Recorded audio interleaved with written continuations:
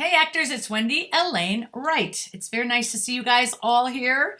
I just wanted to give you some information tonight about when to join SAG, how to get an agent, when to leave your agent, and other types of information that might be helpful to you as you're building your acting career. So the conversation about when to join SAG, let me give you some, let me think how I want to say that. Let me give you some perspective. SAG-AFTRA it's a wonderful organization. It's an important union. And if you are an actor, if you're a professional actor, you probably already belong to it. If you're going to be a professional working actor, you probably will belong to it at some point in the future. Most of the big jobs that are made, the big movies and the films that you see on TV are union projects, which means that they are SAG-AFTRA related projects, meaning that the majority of actors that work on those projects are SAG-AFTRA members. Now, you may have heard what Taft-Hartley is, or joining the union because you get Taft-Hartley'd onto a project. That means that the SAG project decides to hire a non-union actor. And SAG goes, are you saying there's no union actor in the entire union that can play this role? You got to hire a non-union actor. And the producers go, that's right. The only people we want playing that role is this non-union actor. So then SAG goes, well, okay, then I'm going to charge you a fine for hiring someone outside of the union. And when they do that, the producer has to pay a fine for hiring a non-union actor. But once they've hired you and you've gotten employment as SAG actors on a SAG-AFTRA contract, what that means is you've done a principal role on a SAG-AFTRA contract. They've Taft-Hartley'd you, and the next time you show up on a SAG set, you'll likely have to join right before you can show up on set. One of the things you don't want to do is join SAG too soon. And you might think, well, why? Why is that a problem? Because if you're brand new and you're a non-union actor and you're a newcomer in this business and you don't have a lot of experience, you don't have a lot of credits on your resume, you're just starting out, you don't want to be competing with SAG-AFTRA actors who have tons of credits, who have tons of experience, who have far more going on in their careers, more confidence in the audition room. They just have a lot better materials. All kinds of stuff is happening. And you're automatically competing with actors at a level far above where you're at. So what we always recommend actors do, I'm a talent manager, and most managers and agents recommend that you wait to join the union until you absolutely have to, so that you can utilize that time as a non-union actor to book as many projects as you can. And let me tell you, non-union projects, there are more of those than you could possibly imagine. And they include feature films where you could be flown out of the country to shoot a lead in a feature film in Czechoslovakia. It's not just a student film. It's not just little projects. It's great big commercials or great big feature films or great big indie films. So they can be non-union projects. So you want to get as many of those as possible. As a manager, I always look at people's resume and I look to see how much they're booking on their own to see if that might be a worthwhile partnership, because I don't want to partner with someone who doesn't know how to book a job. Remember that agents and managers only get paid commission. So only if you book a job does an agent or manager get paid. And if you have no track record of booking a job, the last thing I want to do is throw you in the SAG-AFTRA pool with all of the other actors who have years and years of experience booking jobs, and you're going to compete with them all of a sudden. It's not going to go very well for you, in my opinion. So what I suggest, and what most agents and managers say, is let's wait on joining SAG-AFTRA. Just wait. It's not going anywhere. The union will still be there. But let's get your resume up to par. Meaning, let me see you go book 10 short films, web series, feature films, commercials on your own before you even submit to me. Before you even submit to an agent or manager, show us you can book a job, right? Get out there and build your resume, build your training, build your resume, and get experience auditioning. Get confidence auditioning. Get the training you need to be a great actor and the training you need to be a great auditioner. And practice auditioning over and over and over and over and over for projects so that you get good at putting yourself on tape. You get good at turning in your auditions on time. You get good at breaking down scenes and doing a quick turnaround. And for a short film or a major feature film, an indie feature film that's all non-union, go book 10 of those projects. and then look for an agent. People want to jump the gun way too soon getting an agent. I've seen it happen in TMFA so many times. People come in and they're like, hey, I just started acting. Where do I get an agent? We don't want you yet. You're not ready. You know, there are exceptions. There are always exceptions. Somebody could, I think I'm going to be an actor today, and they could get a script and do something brilliant with it, and it's natural and it feels connected, and they just have a natural ability and it's believable and it's good. It's great. Then that's really very amazing to see, right? It happens 1 in a million times. Sure, it can happen. But the likelihood of it happening is very, very, very slim to none. It's very slim to none that you're going to get a script and just decide yesterday you're going to be an actor and think you're going to be ready for an agent. What agents and managers like to do is look at your resume and see, okay, what's the history before you've met me and you're just talking to me today? Hello, nice to meet you. What's the history? What have you been doing? Where have you been training? Who have you been training with? What kind of classes are you taking? Are you taking scene study, improv, on camera, audition techniques? Let me see your self-tape. Do you know how to self-tape? Do you know how to have the right eye line? Do you know how to have an interaction with another actor? Are you listening? Are you responding? Is this believable? Are you connected? Do you mean what you're saying? Let's see all of this stuff. And have you been hired before? Let me look at your resume. Oh, you've booked 14 short films and 3 features and 6 commercials and 8 videos and industrials. And okay, it shows me that you know how to show up, audition, book work, and they hired you and you did the job. And so that gives me a little confidence that maybe if we partnered together, you'd be a good investment for my time, energy, my business reputation, etc. So, there's a couple of ways to get an agent, which I want to talk to you about. But joining SAG-AFTRA too soon is going to make you very uncompetitive. Uncompetitive? I think that's what I'm trying to say. It's going to put you behind the curveball. I mean, it's just not a good thing. So sometimes you get excited. You're like, oh my God, I just got to Hollywood, or I just did my first audition and now I'm going to join the union. I got 3 background vouchers and I'm going to go join the union. No. Do not do that. Do not do that. You got your background vouchers. They never disappear. Keep them. Keep them off in a drawer in your closet. But don't join the union. First, go become a booker. Become a booker in whatever town you're in. If you're in Oklahoma, New Mexico, Virginia, Seattle, I don't care where you are in the country. There are film festivals. There are people making short films, web series, indie films. You've got to get networking with people. And I would suggest go on Facebook, go into your Indiana actors Facebook groups and start meeting other filmmakers, meeting other actors that make short films. Participate in your 48-hour film festivals. Get on set, audition, and book work so that when you come to an agent or manager, we can look at your resume and be impressed by what you've accomplished on your own so far. And then we can think, oh, this might be a good partnership for us. This person's hustling. They're really working hard to get their own work, and they're not sitting around waiting for it to fall out of the sky. They're not waiting for someone to do it for them. They really want to be an actor, and so they're acting all they can. They're doing theater, they're doing voiceovers, they're booking commercials. This person's hustling. That's the kind of person we want to do business with when we're an agent or manager. That's what we're looking for. And so if you join SAG too soon, you will all of a sudden not be allowed to do non-union projects, which means that the amount of jobs that you will be qualified to do will go down to almost nothing because you have no experience. You have no history auditioning. You have no relationships in the industry. You probably don't have audition confidence. There's nothing on your resume, nothing that's going to make casting directors want to trust you and bring you in. So a lot of times a new actor will join SAG too soon and all of a sudden have no auditions for years.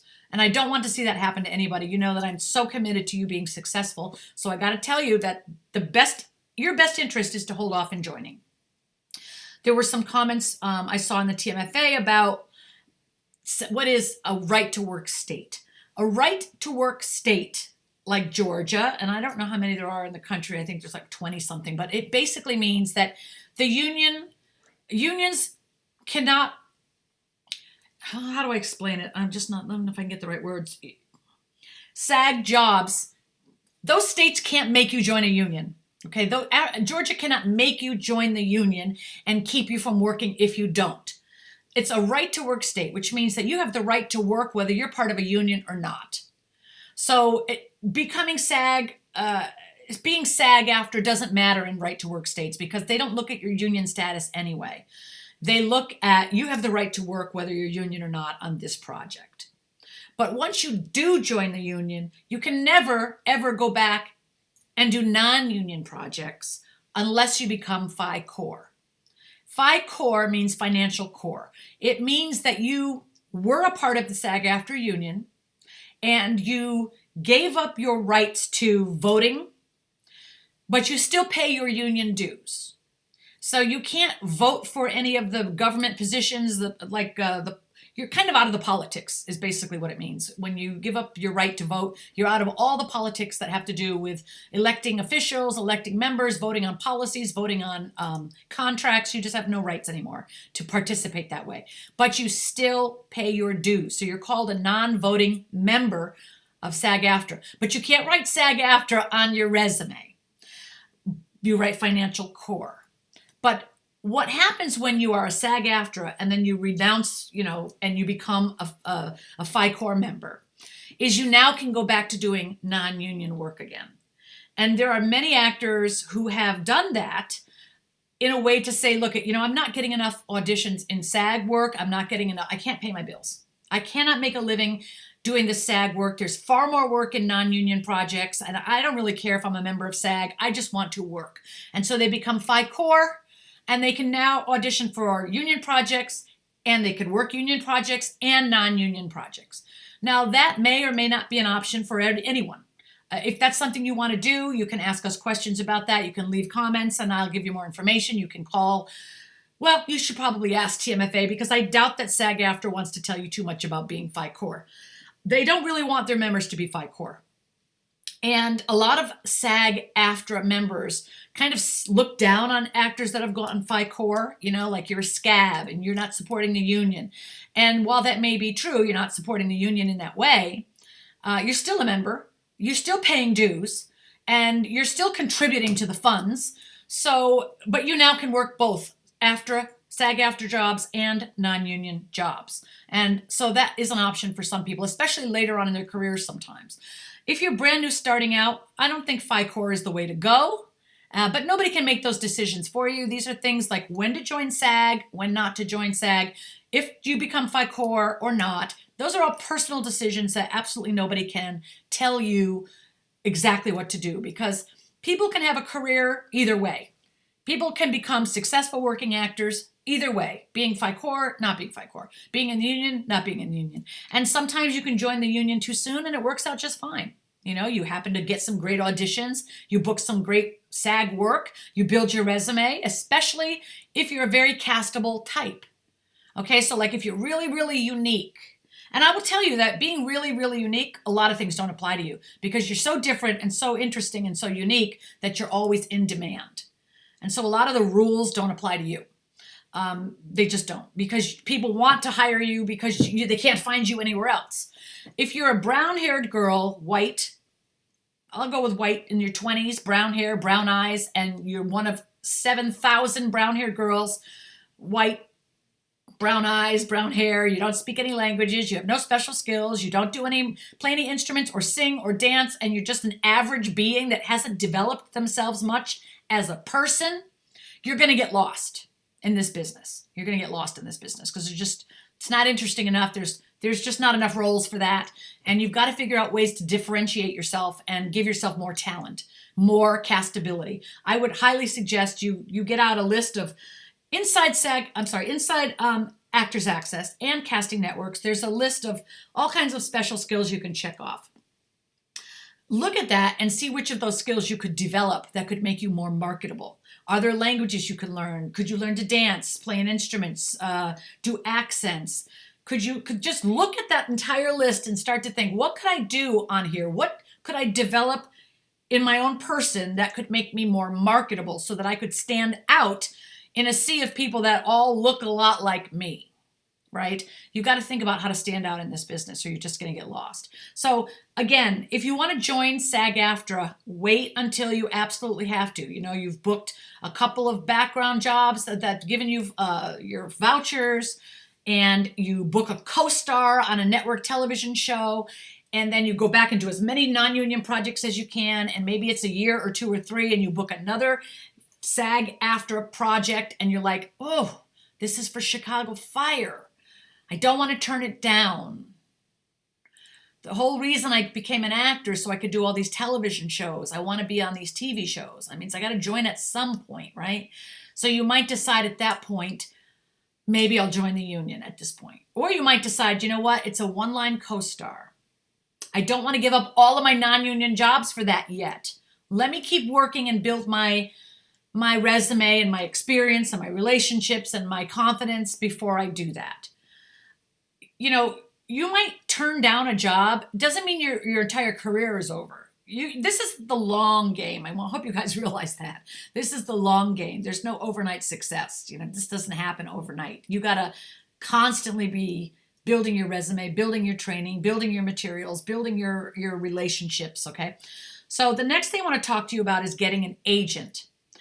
Sometimes agents, they want you to be SAG-AFTRA, and they're like, you know what? We don't really want any more non-union actors on our roster. Okay, so they would like to see you as a must join or SAG eligible. If you become SAG eligible and you don't join yet, you get your vouchers by doing background work, or you do a principal role in a commercial, and that makes you SAG eligible. You stay right there and don't join, and when you submit to agents, you can say I'm SAG eligible. And what that means to them is, oh, good. That means when you get your next job in SAG-AFTRA, you won't have to be Taft-Hartley'd. You can just pay to join SAG. You'll be in the union, and they can put you on set on Monday, right? So sometimes being SAG eligible makes you more marketable to agents and managers. So that's that. The other thing is agents are looking for interesting actors. They're looking for unique actors. They're looking for talented actors, people that can act, people that know how to deliver a great story, people that know how to take a script and understand what the script means and what the character wants and what the script is about and why the actor is even saying what they're saying. A lot of new actors, you may or may not know this. I don't know how many of you watch the work of new actors, but as a manager, I watch the work of new actors all the time. A lot of new actors think it's about the lines. They have to memorize the lines and say them. If they've memorized the lines, then that's enough. It's never enough because it's not about the lines. Memorizing the lines is the last thing you should do. The very, very last thing you should do. What you want to do is figure out, what is this script about? What is this story about? What is this moment about? Why are these 2 people or 3 people talking? What is the purpose of this conversation? What do I want from this conversation? Who is this person to me? What is the story that we're telling here? What is the story that the writer is telling in this scene? You have to understand that, or you're not going to be able to tell the story. You may have memorized the lines, but you're not telling the story. Once you've figured out the story and what the character wants and what you need from the other character, and if they're giving it to you or not, and what the conflict is, and what you're willing to do to fight that conflict, then you remember the lines. Then you memorize the lines last.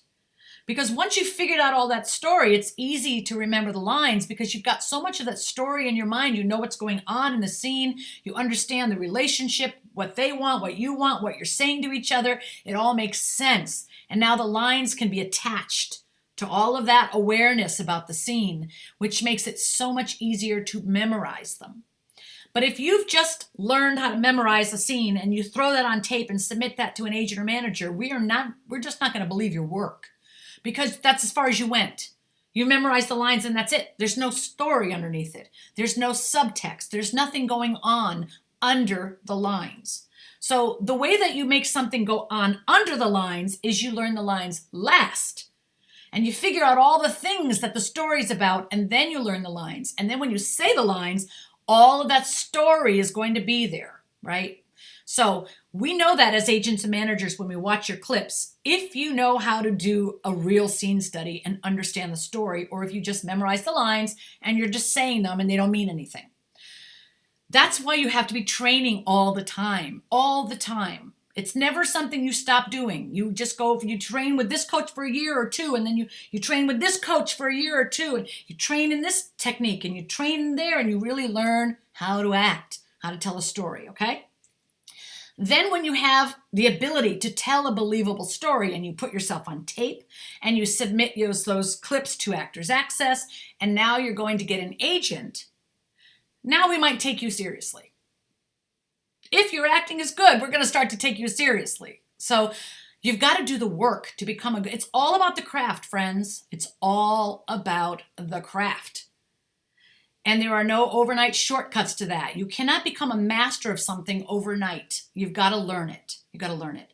Now, let's say you've got great technique. You understand a story. You understand how to tell a story. You understand how to tell a clear story. It's evident from your acting clips. We can see on your resume that you've booked a lot of work on your own, and you're ready for an agent or manager. You're ready for those bigger projects. You're SAG eligible, so that's good. All these checks, check, check, check, check, right? Good. Now you're in a good position to get an agent. Follow them on social media. Start talking with them in the chat. Don't ask for anything. Just like start to pay attention to who they are. If they went to Paris, oh my God, your trip looks amazing. Oh, I love your new dog. Oh, glad your son won that football game. Just start participating in their world. And maybe you'll submit an email to them that says, hey, I'm looking for an agent. No, you don't want to do it that way. You want to make it seem like you're looking for them. You just want them. I am very interested in working with your agency. You can't, somebody sent an email to me the other day asking if I want to be their manager, and they sent it to 14 other managers. And they just didn't BC us, they just CC'd us, and I could see all the names of all the other people. And I thought, this person knows nothing about business. And nobody wants to see that. When we see someone submit to us and 20 other people, it's most likely going in the trash, because it's like you don't even know how to. Every single time you submit to an agent, it should be to their name. Hi, Wendy. I've been following you on Instagram. You have amazing advice and guidance for actors. Obviously, you know this business inside and out. I can also see you're very ethical, you're hardworking, and you're the kind of person I like to do business with. I'm looking for an agent that I can partner with, or a manager I can partner with. I'm training here. I've recently booked these things. Here's my Actors Access link, my Casting Networks link, my YouTube or Vimeo link. I'm SAG eligible, and I really would like to have a meeting with you to see if we could be a fit. Thank you for your time. I look forward to speaking with you. That's it, short and sweet. Now you send that to your agent, potential agent. There's 10 of them on your list, all 10 of them by name, right? And maybe they get back to you, maybe they don't. And if you don't hear back, that doesn't mean, oh, I guess I'll just quit. I guess those people don't want me. I can tell you there's 1,000 reasons you don't hear back. The same reason you don't get cast. There's 1,000 reasons you won't get cast in something. It doesn't mean you're not great. But from the manager and agent perspective, okay, we're busy. We might have just signed 5 new people, and we're too busy to sign someone else. And so we don't really even look at your submission. We just put it in a folder on our desktop that says submissions, actor submissions, that's what mine says, and just put it over there. I can't be bothered with that right now. I've got to do this, right? And so maybe a week or two later, I might look at that file. Or I just don't even bother with it because I'm really so busy with the clients I already have. So what do? You submit again. A couple days later, you go, hey, I just wanted to let you know that I submitted 3 days ago. I'm really looking forward to speaking with you. I just wanted to give you my links again. You're probably really busy. Again, I live here. Here's my links, blah, blah, blah. And I would love to speak with you. Thank you for your time. And maybe you hear back, maybe you don't. So what do you do again? You follow up the week after. What do you do again? You follow up 3 weeks later. At some point, either they're going to say, look, you are not right for us. We are not signing in anyone like you right now, or we've signed someone like you recently, or we're not interested, or they just ignore you, or they'll set up a meeting on Zoom, or FaceTime, or however people are doing it these days, right? I use Zoom for everything. But sometimes it's just not going to work. You're just not going to get any traction. But don't let that deter you. This is a business where you cannot get deterred by these things. That just means you're going to grind even harder at them, right? In the way that we will respond to, which means go out and book another job. And then you send an email. You know, I submitted to you last month. I'm so excited to tell you that I just booked a co-star on this show or a lead role in this show. And I just shot some new headshots and here's a link to it. Try it, send it again. If they are not responding, maybe 2 months later you book a guest star on something or another feature film or 6 commercials or whatever, or you won a Best Actor award at the Santa Barbara Film Festival. You write to them again. They're on your contact list now, your target list of agents you are trying to meet with. And you've got 10 of them, right? And you're going to keep at them until you either get a no or you get a meeting. There's a saying in sales called, we're gonna tell you about our product until you buy or you die. Until you buy or you die. So like, I'm an entrepreneur. I sell a product. Actors are the product. I sell them to casting. I sell them to agents. Okay, as a manager, my job is to take the actor, package the actor with great headshots and clips and reels and Actors Access and casting networks, make them look so good, and then I sell them to casting. I sell them to agents and managers. I give them every reason to sign the actor. They have everything together. They're professional. All their materials look great. They know what they're doing. They understand, who they are in the business. They understand their types. They understand the roles they're going to play, and they are ready to work. They've booked all this on their own or with me or however. We've built their resume, and these people are serious about it. You really need to take this meeting. See, if I'm selling it like that, I'm going to get the meeting. But you're coming from, I don't know you at all. And I'm hoping you'll make a spot for me on your roster and let me take up your time, energy, and relationships.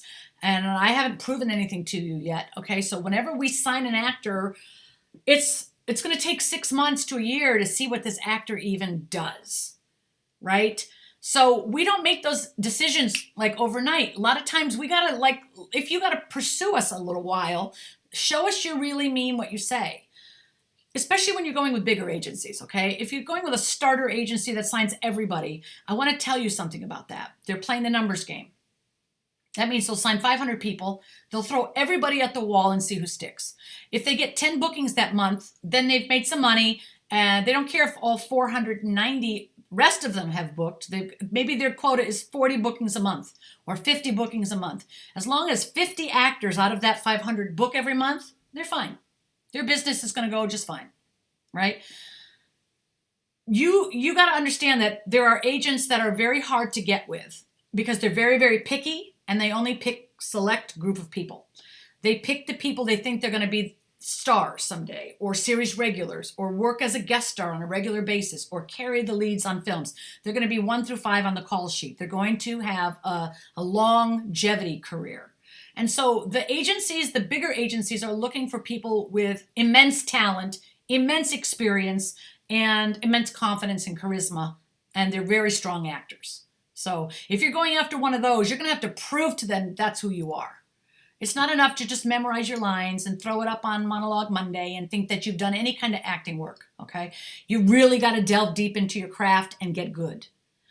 If you are booking stuff on your own and you're staying in touch with that agent month after month or every 3 months for a year, eventually that agent might be interested in meeting with you because they see you're consistent, that you're booking, that you're good, and you just shot another clip and you just booked another thing and an article came out about you and you won a film festival and they're like, who is this? This person's got some energy and momentum going on around them. Let me get with this person and have a meeting. Nah, you finally got to them. Took a year, right? This is the patience business. This is the patience business. So listen, when you get that list of the first 10 that you're going after and you put them on your target list and you start emailing and following up, keep a spreadsheet. Every time you email, every time you follow up, you start your next list of 10. You got 10 more going and you start that same process. Now you're doing these 10 and you're doing these 10. Out of all of these 10, that's 10 and 10 is 20, you might get 4 or 5 or 6 meetings. I had a consultation with an actor yesterday who's going into a meeting with UTA. I want to tell you that she was nervous and worried about what they were going to think about her. How about you got to think about the agent? Are they good enough for you?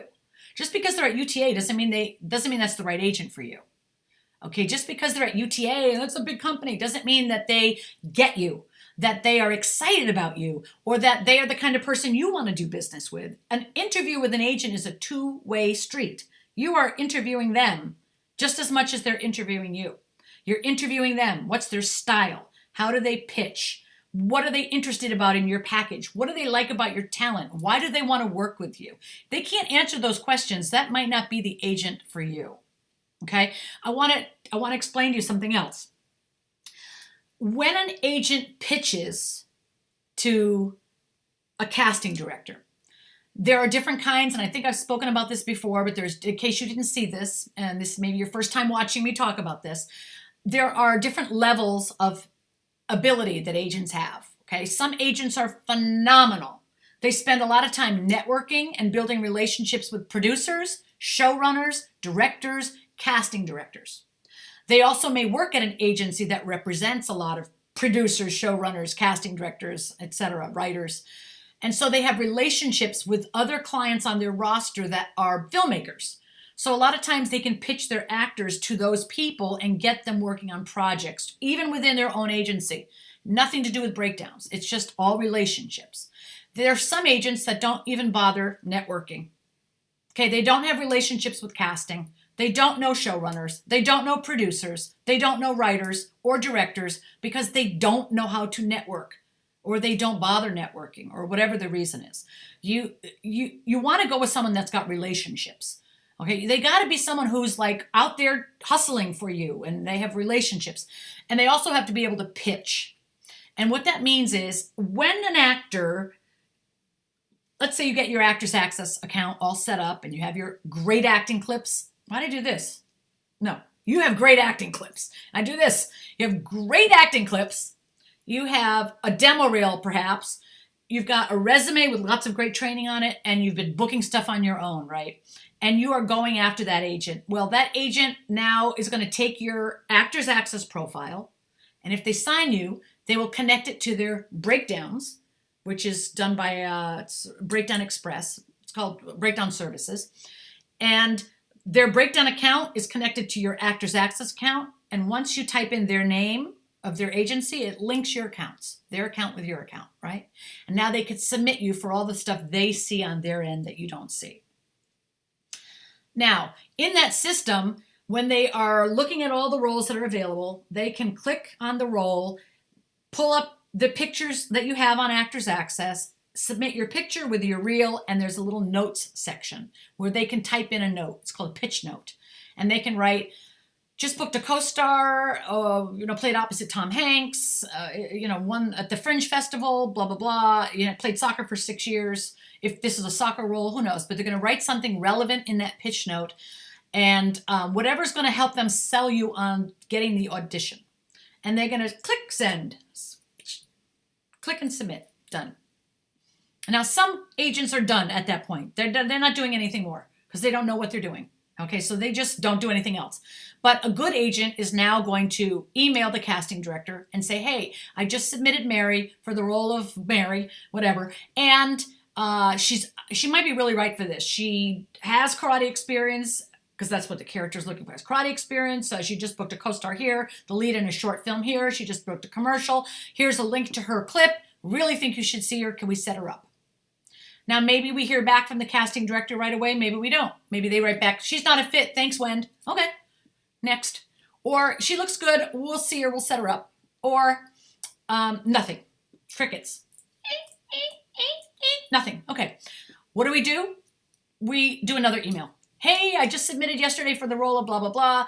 Really think she might be right for this. Would love for you to see her. She booked so-and-so. Could you take a look?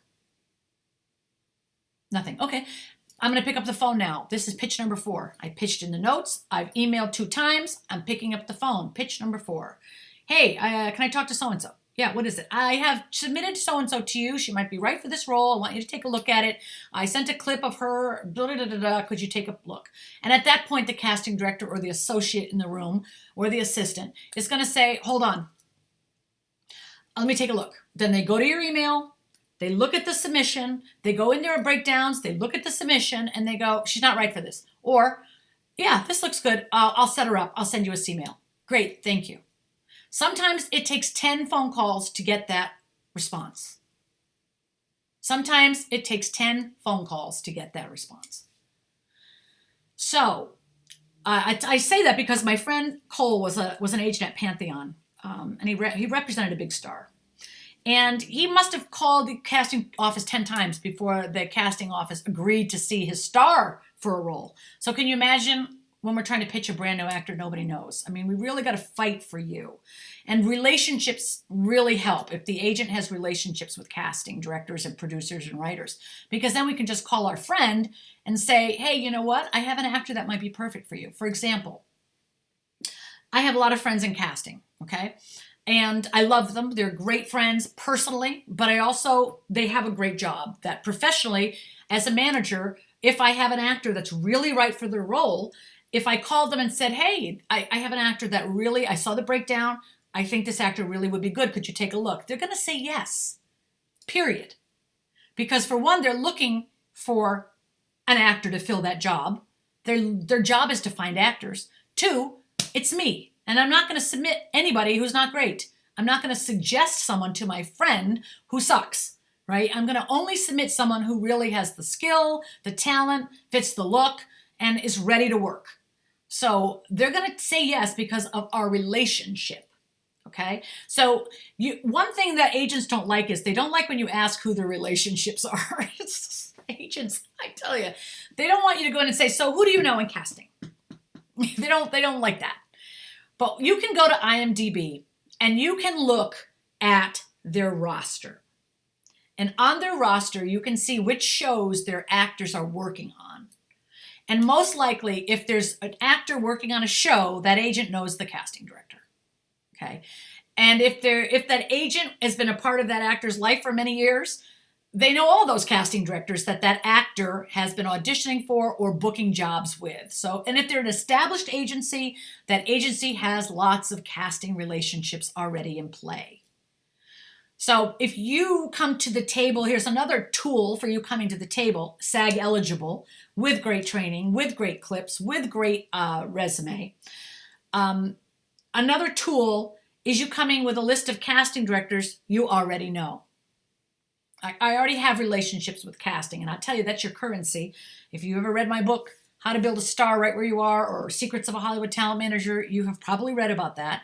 Your relationships are your net worth, your currency. They say your network is your net worth. Your network is your net worth. Really, your relationships with casting, they live with you. They live with you. So wherever you go, you're bringing those relationships with you. So when I was first becoming a manager, years and years and years ago, and I didn't know, I was in the music business, so I was a music agent, right? And I decided to become a talent manager in the acting business. And I went to work for other management companies to learn how to manage. Another thing I did was I reached out to several agents and managers, and I asked if I could take them to lunch. Could I take you to dinner? Can I pick your brain? Can I stop by your office? Can you show me what you're doing? Can I learn from you? And I got mentors, and I had several amazing, successful managers who showed me how they manage. So I learned a lot that way. But I also paid for workshops myself. And the reason I did that is I didn't know all these casting directors. And back in the day, 10 years ago or 12, 15 years ago, there were all these places around in Hollywood that were doing workshops, Ace Studios and One-on-One and Now Act or Act Now, or all these places, Now Casting, or I don't know. And so I used to pay for those workshops myself, $35, $45, whatever they were, and go and sit and listen to the casting director talk and watch the scenes. And sometimes I'd find actors there because I watched the scenes and I'd think, oh my God, I want to sign that actor. And also I would listen to the casting director. I'd listen, I'd introduce myself. I would be very, attentive because I'm fascinated by watching actors work and I love everything casting directors are teaching. And then I would email them and I'd follow up and I'd stay in touch. That way, when I had a breakdown with that casting director, I could email them and say, oh my gosh, we just met at the so-and-such. I loved your workshop last week. Here's an actor I think might be right for this. And this is somebody I'm building a relationship with. I am building relationships with that casting office. So I know a lot of casting directors. When I started this TMFA, I knew thousands of people in the business, right? So to call and to talk to agents and managers and casting directors and say, hey, listen, I'm starting this platform to help actors. I would really love it if you could just stop in and answer questions. In the beginning, we had over 100, now we have 150 agents and managers, but they don't answer questions in here as much, and that's all your fault, you guys. They still are in my private chat, and we still are very connected. They do come and scroll through Representation Sundays. They're always looking for actors. They answer questions sometimes, but in the first couple of years, every time they'd come in to answer, actors would argue with them. And actors who have no idea what they're talking about would start talking back to agents and managers, and they're like, Wendy, I don't have time to argue with actors. I gave them the answer, and then they argued with me. I don't have time for that. And that's when we started the rule that actors cannot answer questions in this group unless you've been approved. It's not to be a jerk. It's because we want those casting directors, agents, and managers to come in here and not feel like they're going to have to argue with new people about how the business works. So that's why we're very, very, very strict about that rule. Also, we don't want people who don't have an acting career to be giving advice to actors. Sometimes I see people post and they're like, that's not how it works. And then I go to IMDb. We all do. We go look them up on IMDb right off the bat, and we see if they have any history in this business. Have they booked 15 co-stars and 65 television shows? Okay, maybe they know something. If they have one little credit up there, really, why are you running your mouth? Why are you talking? Now, the old me, well, no, me still sometimes, I would literally screenshot that IMDb and come back in the TMFA and post it and say, shut the fuck up. You obviously don't have a career yet. Please don't give advice here. That's rule number one, and you agreed to it when you joined this group. But I calmed down a little bit now, and I don't really have to do that anymore. I don't care. Sometimes at some point, it's kind of like you do everything you can to help people, but if they don't want to help themselves, that's their problem. And so I kind of like calm down a lot. I feel like there's a lot of people here at the TMFA that really want to work and be a successful actor. And there's a lot of people here that just want to pretend they want to be an actor. And it's very clear who those people are. So that being said, becoming SAG eligible, good thing. Holding off on SAG joining, good thing. Making a list of talent agents, good thing. Identifying who they are, following them on social media, follow them on LinkedIn, see if you can Google search them, see what you can find out about them, follow them on Instagram, right? Twitter, whatever. And start to get a feel for their roster, their clients, and stay in touch with them. We've had a lot of conversations about showcases, and I will always fight for you guys not to do them. Not the expensive ones anyway. I mean, if you want to pay $200 and go do a showcase, that's your choice. It's not a really big investment, I guess. And if you're in the room with 15 agents and managers and you're going to do a scene, somebody might like your work. But I will tell you this, they get paid to be there. So they get paid to be there whether they sign someone or not. And they're only looking for people that are really, really good. The companies that put on these workshops, they don't care if you're really, really good. They let everybody participate. So they just want your money. They just want your money. Okay? And they're in the business of putting on showcases. So the more people they can get in the showcase, the more money they make, right? They don't really care how good you are. The agents are going to look at your work, and if it's not believable, if you don't know how to do more than memorize lines, you're not getting signed. So the reason I tell people don't go just spending money on showcases is because you're not ready. You're not ready. If you don't know how to act, if you do not do anything except memorize your lines, if your work is not believable, you have no bookings on your own, you are not SAG eligible, you have no credits, your training isn't good, we're not going to be really not interested. Just not interested. So every time you pay $300 here, $250 there, $700 there for a showcase, you're not ready. You're not ready, so you're wasting your money. That's why they're a waste. That's why they're a waste. Now, if you're ready and you're really good and you know how to act, then probably most of the agents are going to reach out to you. So if you want to do it just to see what happens, it's your money. You can spend it. One place I will always put my foot down is if you're paying $5,000 for that chance that you might be ready. Don't do that. Don't do that. Most of those times you go to a thing like IPOP or IMTA, it's $5,000 here, $10,000 here. You're 99% not ready. Most likely not ready. And those companies really don't give a shit about you. They don't care. They don't care if you're successful or not. They just want your money. I will always protect you from that, and I will say it till I'm blue in the face. Don't spend your money on it. One thing I will also tell you, when you're trying to get an agent, there's a couple different ways to get our attention, in addition to what I've told you. But understanding where you fit in the business, the kinds of roles that you're going to play, the type of role that you are, making sure that you understand that. So for example, I play a social worker, a teacher, obviously, right? I can play a mother, a nurse. I can play a cop. I can play authoritative figures. I can play aggressive figures, things like this. I know my types, right? I know where I fit in and what I can do. My headshots need to reflect those kind of roles. And my acting clips should reflect those kind of roles. When you go to an agent or manager and you say, these are the types of roles I play. I have headshots for each of them. I have clips for each of them. You have just made our job 10 times easier. This is a group really that's geared towards helping new actors. Although there are actors here that have done work and maybe even be, doing a lot of work. You might be SAG-AFTRA, you might be booking a lot of you are booking a lot now, right? This group has been in existence for, 6 or 7 years. And a lot of you have been growing up with us, giving you that guidance that actors before your generation, before you never had. So a lot of you have been benefiting from this tremendous amount of guidance you're getting at the TMFA, right? So a lot of you have become working actors and you have credits now and you're doing great.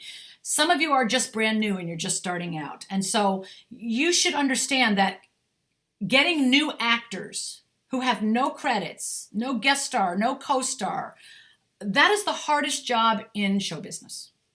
Okay? I'm going to stop talking soon because I'm getting really thirsty and I'm hot and I want to go back and watch Netflix because I'm watching a show that I really love. But I was thinking about something and I thought I'd come in and try to help you guys a little bit. And then I'm going back to my living room with my fireplace, my cat, my ice water, and my dog, and I'm watching my show. Anyhow, but I just want to give you this before I don't care anymore. Because once I'm back in my show, I'm not going to care about this anymore. For those of you who want to know, I'm watching Love is Blind. Okay, if you guys are watching Love is Blind, you know what I'm talking about, okay? The final episode of the season just came out, and the next Wednesday, the 13th, is going to be the reunion. But right now, people are getting married or not married, and I got to go see what's happening. To finish that up, though, getting an actor into television who's brand spanking new is almost impossible, okay? We got to get your career going first. We got to get you experience, build your resume, get you footage, that kind of stuff. Years ago, if you didn't have footage from an actual project, nobody would pay any attention to you. And you really had to do it through meetings with agents called generals. Casting directors called generals. An agent had to see you in a play. They had to see your work. They had to sign you. And then they would get you into casting offices through generals, which is basically just that the agent knows the casting director and they set up a 15-minute meeting. Okay, that's not really happening so much anymore. And everything has changed. It's all digital now. So you've got your beautiful phone. You can do everything with this. You can shoot your own clips. And I could use this to shoot a cop clip, a nurse clip, a teacher, a social worker, a mom, a best friend. I can create 30-second clips on my iPhone of me. Oh, look at somebody. Thank you. Somebody sent me. People, what?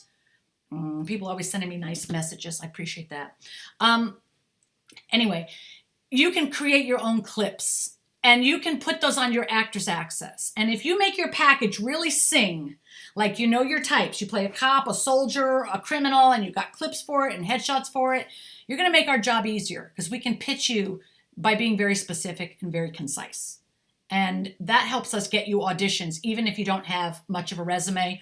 Like when I say much of a resume, you have all the stuff you've booked, but you might not have TV credits yet. You might have 10, 20 films, which is great. You should have that. You might not have booked any TV yet. We're going to be pitching you for TV, and we're going to hope that your footage and your headshots could interest the casting enough to give you an audition, okay?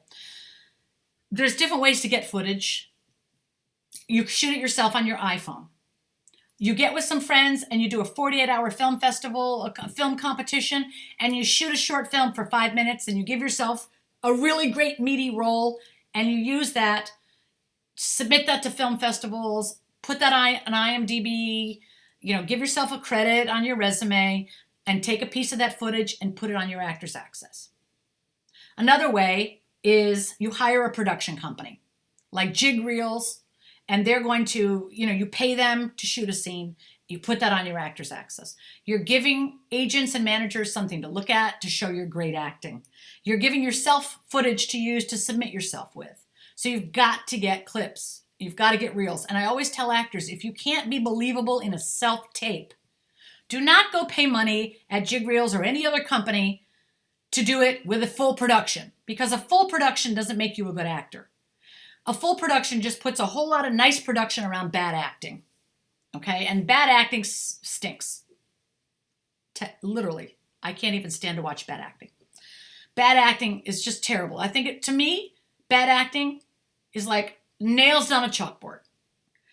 So you want to make sure that your acting is really, really, really strong. And I always tell actors, don't waste your time trying to get your student film footage. Okay, I promise you, when you get it back, it's not going to be strong enough.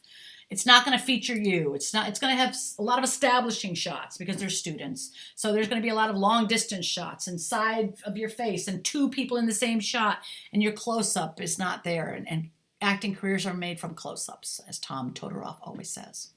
So you want to do you get your phone, put it on a tripod, make sure that you have a great eye line, right? And the camera can see your eyes, and that you are having a meaningful scene. You really mean what you're saying. You get coached on that. You create a self-tape, and then you put it up there for each of your types. And once you have your types, I got the teacher, social worker, mom, cop, best friend, nurse, 6 types. I've got a script that I got from television. And I've practiced that. I've learned the scene. I really know who the character is. I know what I want. I've gotten coached. Then I memorized the lines. Then I put it on tape. Now I've got all 6. It took me a couple weeks, a couple months, whatever, but there it is, 6 self-tapes. Now I can take one of those scenes to a production company and have them produce it. Have it look like, like it's in a movie. Or I can take that scene and build a little short film around it. And I can get an IMDb credit. There's just so much that you can do. And when you have as much information as I do, I just love helping actors come to the awareness of, I didn't know I could do that. And then they go do it, and then you get results. I will tell you, if you're in this group, we're giving you a lot of information. And I know it might seem overwhelming in the beginning of your career. You're hearing all these things like, I got to find my types, and you're saying I need to pay for Actors Access, and I got to pay for casting networks. You want me to get IMDb, and I don't know if I need an agent or manager first, and I don't know who to trust. I don't know who's a good agent. I know it's a lot.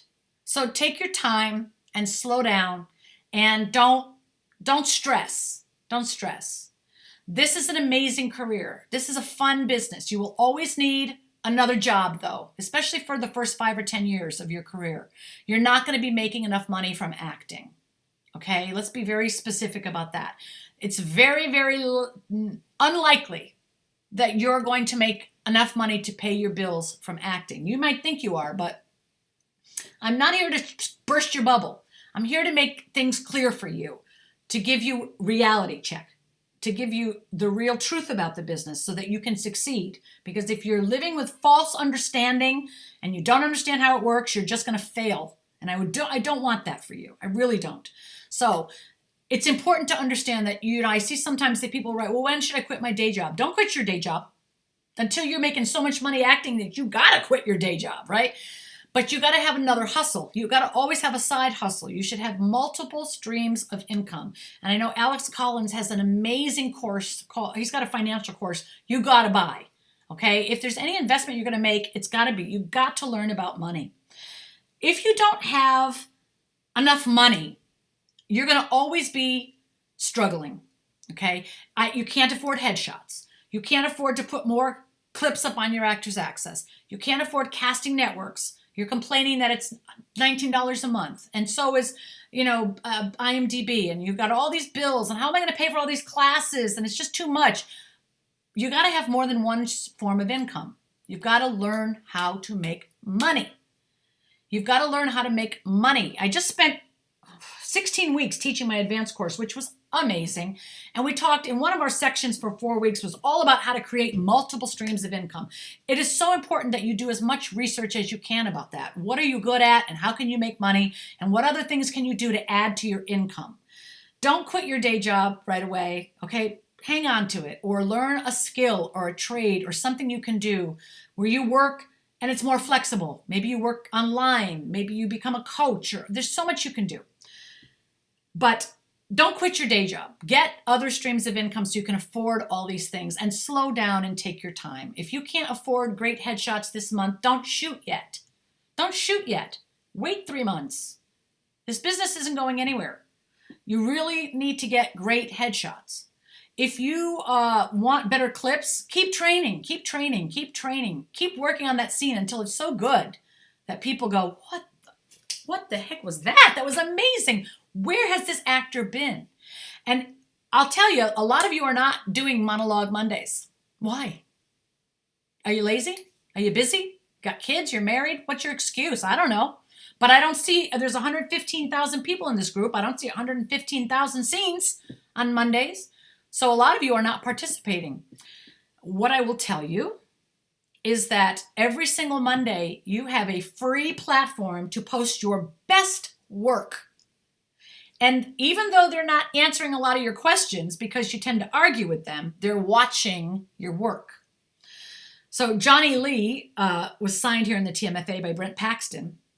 Johnny's booked 8 co-stars and guest stars, network television shows since he got signed in the TMFA. And there are so many success stories that come out of the TMFA when people participate in Representation Sunday and you put in a really good submission.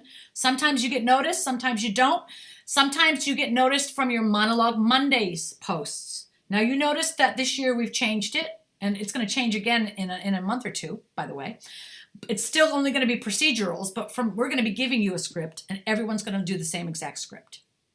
We just wanted to change the way you're doing your Monologue Mondays because a lot of you are doing stuff from plays and all kinds of interesting material. But when you're a new actor, the place you're most likely going to get cast is procedural television. And we needed you to understand what procedural television is and what it's not. And Alex Collins came in and he gave you a great list. You can Google it. Use the search the search function in this group for procedurals, list of procedural shows, and all the procedural shows that Alex gave you a list of. Those are the ones you need to be watching and looking for scenes. And find a really meaty scene, get coached on it, learn it, get coached on it, put it on your Actors Access. That's going to move an agent or manager much more than some abstract acting from something, okay? Because we're going to get you most likely your first auditions and co-stars on television. So show us that you can do TV. I think in a month or so, we're going to start, the rest of the year is going to be, we're going to put in a scene or two, I think 1 or 2 scenes, and you get to pick from them. And every single person that wants to do it is going to do the same scene. And then we're all going to watch and we're going to see. And if you're great, believe me, people are going to notice when you are believable, when your work is good, when it really means something. And when you're great, people will reach out to you. Okay. I hope this has been helpful. I gotta go see what's happening with these weddings on Love is Blind, man. And if you're not watching Love is Blind, you got to go watch it. Also, the other thing I will tell you, there's another show that I've been watching. It's called, well, I watched it. It was so good. It was called One Day. And it's about a couple. First of all, the actor in it is British. His name is Leo in real life. And his acting is so good in this. He is so good. He's so good. You want to see good acting, go watch that show. It's like a limited series on Netflix. It's called One Day. Oh! Amazing. But anyway, I really want to encourage you guys to don't quit. Get your materials together. Realize that we have a lot of people here supporting you. I want to thank all of the amazing moderators here. Rebecca Kennedy, Jim Doherty, Patrick, Tony Robinette, Kenzo Lee, all the coaches that are here. We got Jerry Giles and Jeremy Denslinger and Sam and Suzanne Massengill, who's an agent, who's a moderator here, and all the other people I'm probably forgetting right now, Alex Collins and, forgive me, Sean Perez. There's so many people that make this group possible. All the coaches that go live. If you're looking for acting teachers, Every Tuesday here in this group, there are acting coaches going live teaching you the craft. Lauren Patrice Nadler, Lauren Shadima, Jessica Hood, Peter Frisch, Sandy Horner, Darren Warren is writing her posts. Who else goes? Oh, Chris Lang for dialects. There's just Kimberly Crandall, Amber Bohack. There's just amazing coaches in here. All of these are Hollywood level, professional level coaches. You could train with any of them and be getting some really good training. Anyway, we're just here to help. We're here to help you be successful. I hope you follow our direction. Ask any question you have 365 days a year. We are here for you. We want you to succeed. Use the search function to look up any and everything you can think of, because we've probably covered it. Like, we're in our 7th year here. This group was started by Hollywood Winter Circle Academy. My company started this group 7 years ago because we wanted you to have a free platform to get all the information and guidance and support you possibly could get. And we love you. We love you. So I'm going to go now. It's been an hour and 27. I said I was going to take 1 hour, and I'm 29 seconds over. I love you guys, and I believe in you, and I want you to be successful. Follow your dreams, and don't let anything get in the way, especially yourself. I'll see you later. My favorite people.